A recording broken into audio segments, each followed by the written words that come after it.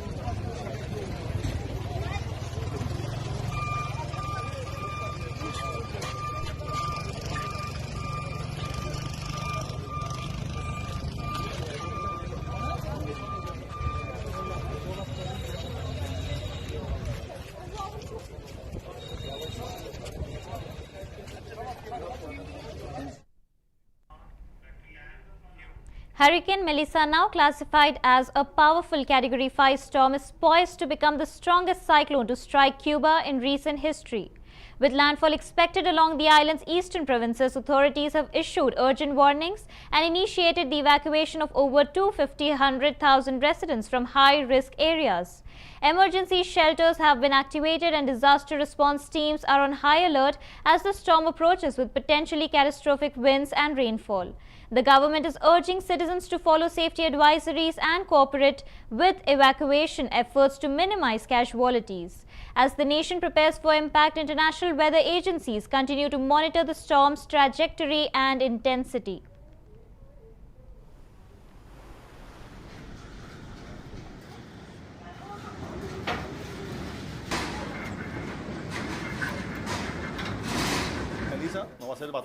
Melissa is going to do a lot of damage from what I see, so we're taking precautions because resources are tight.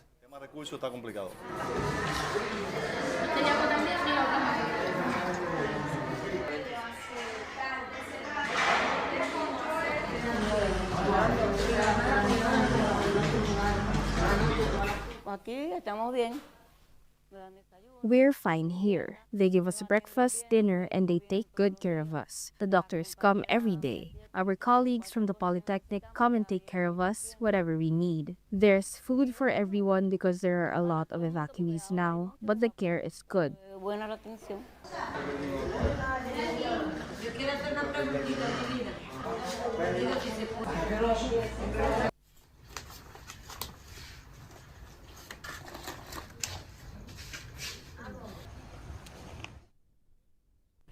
Amazon is reportedly planning to eliminate as many as 30,000 corporate positions as part of a broader effort to streamline operations and correct for overhiring during the pandemic boom.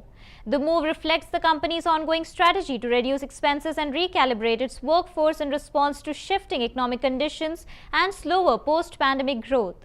While Amazon had significantly expanded its headcount to meet surging demand during COVID-19, the current restructuring aims to align staffing levels with long-term business goals. The job cuts are expected to affect various departments, though specific details on impacted roles and timelines are still emerging. The company continues to focus on efficiency and sustainable growth across its global operations. Amazon Web Services. Amazon CEO Andy Jassy said in June artificial intelligence tools would likely lead to more job cuts, automating repetitive and routine tasks. Earlier this year, he installed an anonymous complaint line for identifying inefficiencies. Sources say Amazon's 5-day back-to-office policy, among tech's most stringent, has failed to generate enough attrition. The sources cite that as another reason for the size of the layoff. Some of the employees who are not swiping in daily because they live far from corporate offices or for other reasons are being told they have voluntarily quit Amazon and must leave without severance, a saving for the company. Meanwhile, Amazon appears to be expecting another big holiday selling season. It plans to offer 250,000 seasonal jobs to help staff warehouses. Amazon is planning its biggest job cuts since 2022. It's aiming to axe as many as 30,000 corporate positions starting Tuesday. According to 3 people familiar with the matter, the e-commerce giant is paring back expenses and compensating for overhiring during the peak demand of the pandemic. The figure is roughly 10% of Amazon's corporate employees. Cuts beginning this week may affect teams such as human resources, operations, and Amazon Web Services. Amazon CEO Andy Jassy said in June artificial intelligence tools would likely lead to more job cuts, automating repetitive and routine tasks. Earlier this year, he installed an anonymous complaint line for identifying inefficiencies. Sources say Amazon's 5-day back-to-office. Hurricane Melissa has intensified into a Category 5 storm as it nears Jamaica, prompting grave concerns over its potential devastation. Forecasters warn of catastrophic flooding, landslides and widespread structural damage, particularly across the island's southern and eastern region. With sustained winds exceeding 270 km per hour, the storm is expected to bring torrential rainfall and life-threatening storm surges. Emergency services have been mobilized and evacuation orders are in place for vulnerable communities. Authorities are urging residents to seek shelter and follow official advisories. Melissa's rapid intensification and projected path have made it one of the most dangerous storms in the region's recent history, with its impact likely to be felt across multiple Caribbean nations in the coming days. What we have facing us is a major Category 5 hurricane that is over the waters of the Caribbean Sea and moving closer and closer to the mainland of Jamaica. It is some distance, over 100 miles to the south of the island at this time. It is moving now to the northwest, which would suggest that it's going to be moving away. It suggests that, but be not fooled.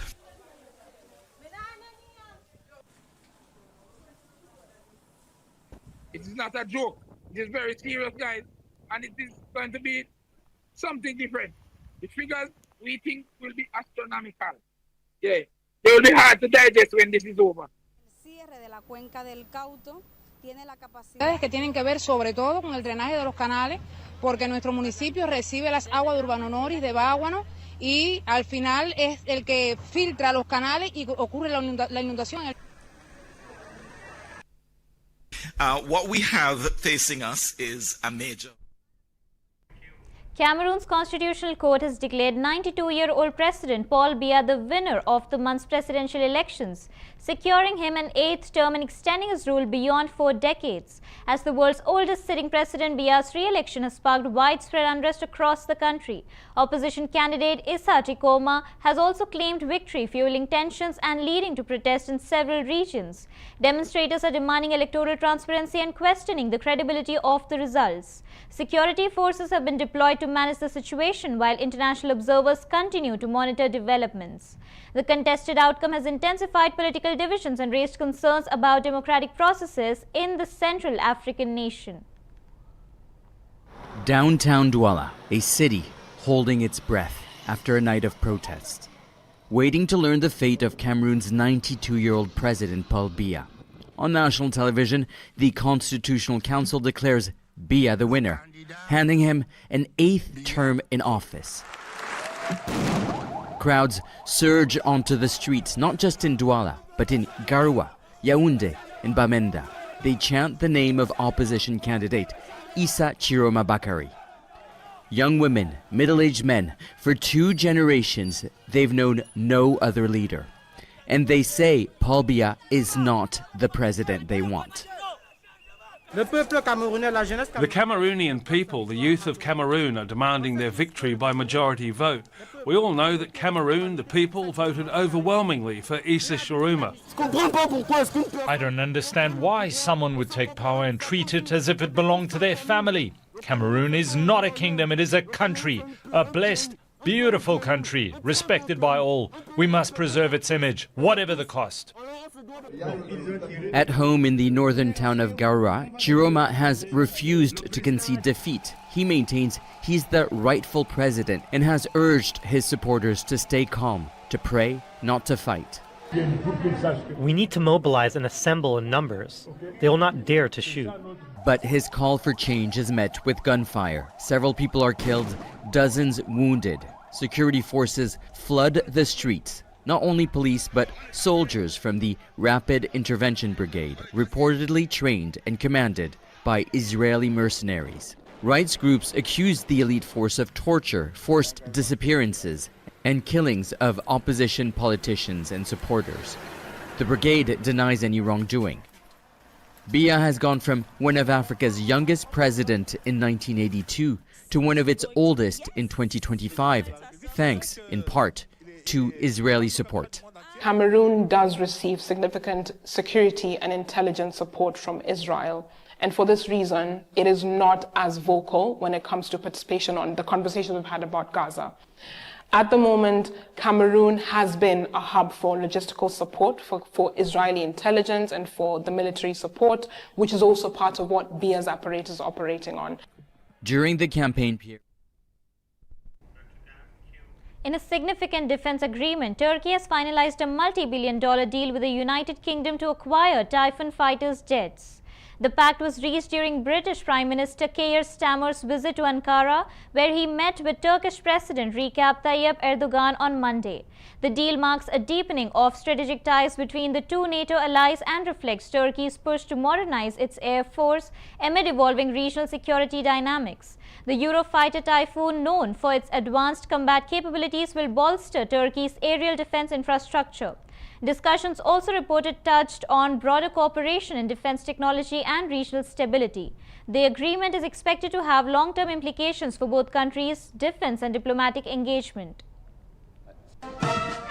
This is British Prime Minister Keir Starmer's first visit to Turkey since taking office, and it came with a major defense announcement.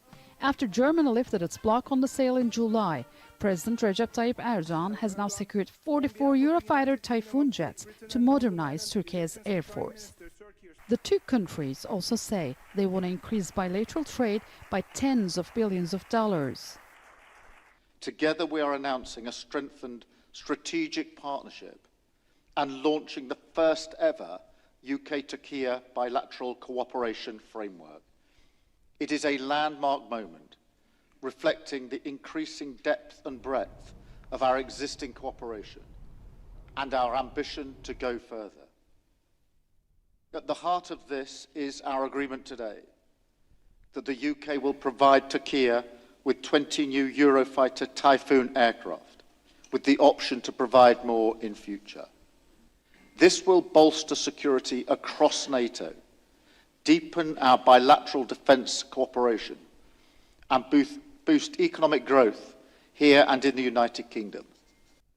3 Royal Air Force jets arrived in Ankara earlier in the day as part of the deployment.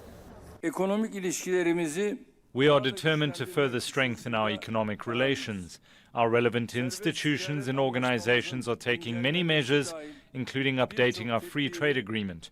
We are also exploring joint investment opportunities in third countries. We aim to establish new partnerships in the energy and defense industries. The deal is valued at around $10.7 billion, while BAE Systems, the main manufacturer, expects to achieve more than $6 billion in revenue. This Eurofighter deal is a significant boost to Turkey's air capabilities. The purchase of 44 jets will help Ankara narrow the gap with the regional powers like Israel and Greece, both strengthening their own fleet with the advanced U.S. aircraft. And beyond defense, this agreement reflects a broader shift, with Turkey and the UK deepening strategic economic cooperation.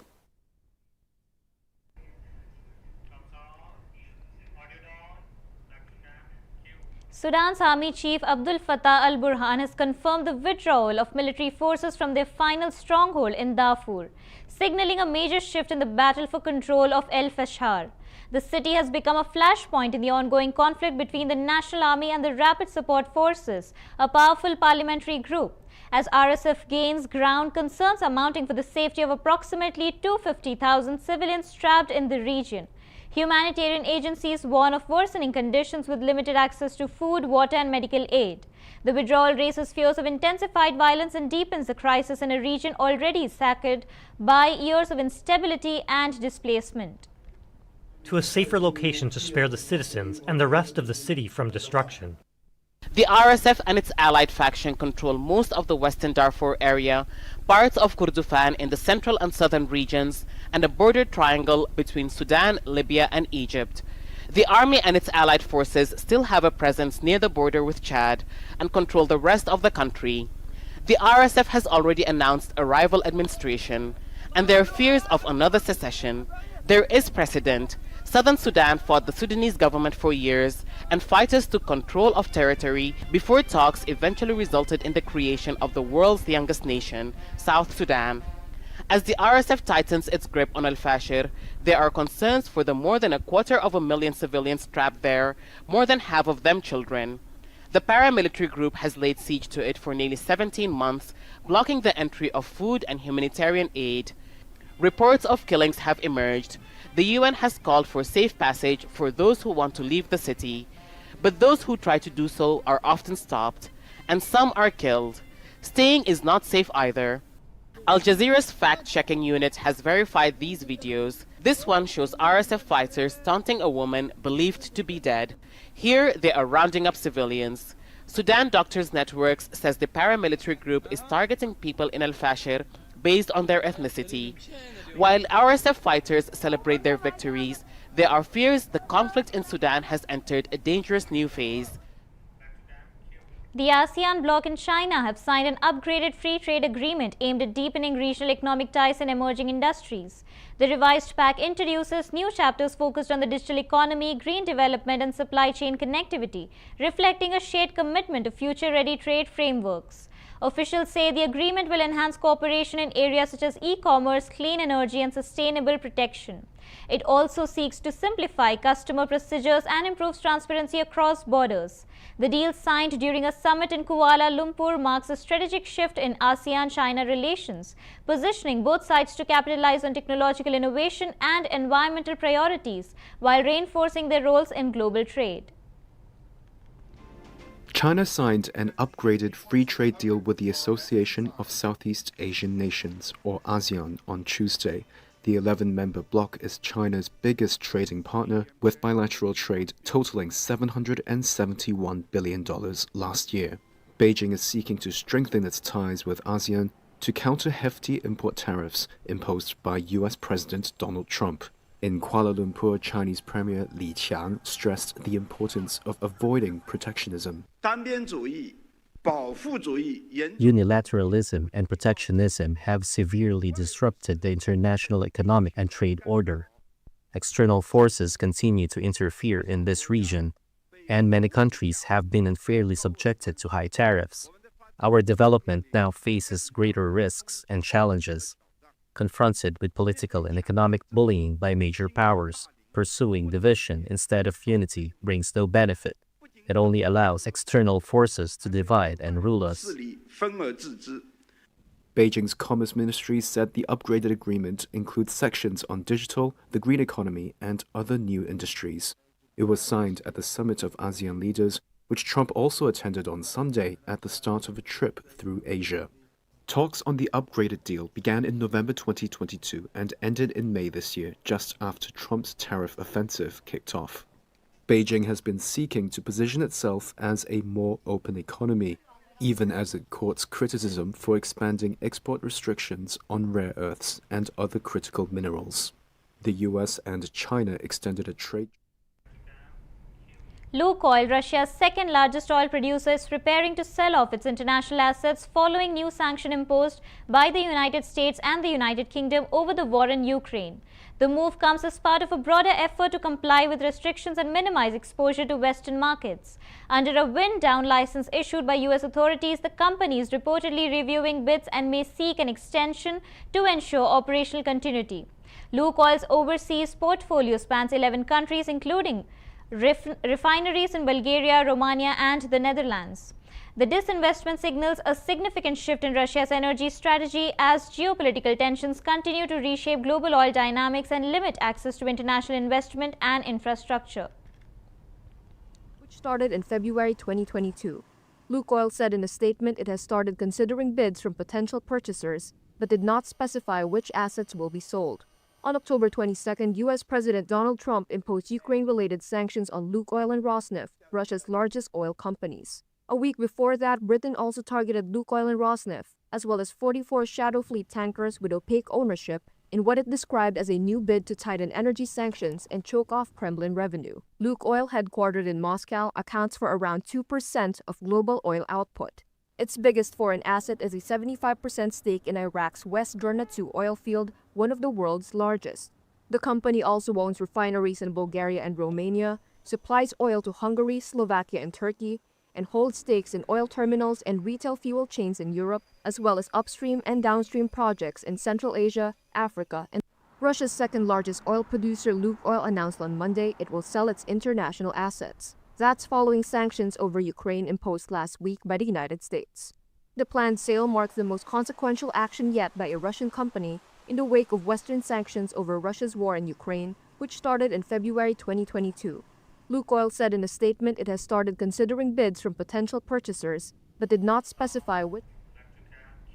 Ivory Coast President Alassane Ouattara has been provisionally declared the winner of the country's presidential election, securing a fourth term in office. The Electoral Commission's early results indicate a commanding lead, reaffirming his political dominance in the West African nation. Ouattara's re-election follows a controversial decision to run again, which sparked debate over constitutional term limits. Despite opposition criticism and calls for reforms, the incumbent's strong showing at the polls reflect continued support in key regions and voter blocs. Observers are closely watching the post-election climate for signs of unrest or legal challenges as the country navigates its next political chapter under Ouattara's extended leadership. Electoral Commission chief delivered the provisional results on state television Monday. Mr. Alassane Ouattara has been provisionally declared the winner in the first round, with 89.77% of the votes cast. At the ruling party's headquarters, Ouattara's supporters celebrated upon hearing the announcement. Former Commerce Minister Jean-Louis Billon, who received just over 3% of the votes, had acknowledged his defeat to the 83-year-old Ouattara on Sunday. While a Reuters source says former First Lady Simone Gbagbo, who received about 2.4% of the votes, called Ouattara on Monday to congratulate him on his victory. Ouattara, a former deputy managing director of the International Monetary Fund, has said that in a fourth term, he would continue growing the economy and attracting private investment. He also vowed to facilitate a passing of the torch to a new generation of political leaders.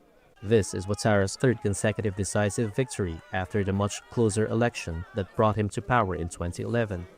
His predecessor, Laurent Gbagbo, refused to acknowledge defeat in that race, sparking a 4-month war that killed around 3,000 people. Ouattara has since overseen a period of relative stability and steady economic growth in the world's biggest cocoa producer. He was widely expected to secure a fourth term after his strongest opponents were deemed ineligible. Both Laurent Gbagbo and John Thiam, a former CEO of Credit Suisse, were not legally permitted to run, while remaining opposition candidates lacked the backing of a major political party. In a statement on Monday, Thiam said the election was not a real election and that voting had unfolded in a climate of fear with weak participation. The voter turnout of around 50% was comparable to the presidential elections in 2020 and 2015, but far below the 80% who voted in the first round of 2010. The election unfolded without major disruption on Saturday. Tensions between the United States and Venezuela has escalated as two U.S. Air Force B-1B Lancer bombers were spotted flying near Venezuela airspace for the second time in a week. The aircraft, which took off from Dice Air Force Base in Texas, conducted a training mission over the Caribbean Sea, remaining in international airspace throughout. Venezuela President Nicolas Maduro condemned the flights, warning of provocation and urging Washington to avoid conflict. The Pentagon described the operation as routine, but the move follows a series of U.S. military demonstrations in the region, including B-52 bomber flights and naval deployments. The increased American presence has raised concern of a broader geopolitical standoff in the Caribbean, calling it a provocation aimed at starting a war in the Caribbean. Venezuelan authorities have also claimed that they uncovered an operation that targeted the ship. Venezuela's interior minister said that a cell financed by the CIA planned to attack the USS Gravely and Fain Caracas, adding that 4 people have been arrested but did not provide details of the alleged suspects. Venezuela regularly claims to have arrested US-backed mercenaries who they claim have been working to destabilize Maduro's administration. I was on my way here, and they informed me about 3 people they captured at another location with CIA manuals, and they have no shame. So they arrive and delete things from their phones because they think that by deleting their phone, everything disappears. But no, those phones talk. They talk. I'm going to send it to the cloud. They say, well, they're in the clouds when they think that. And what we've found is pure gold. CIA connected to those sectors that hate Venezuela. Venezuela also deepened tensions with Trinidad and Tobago, with President Maduro suspending a gas agreement.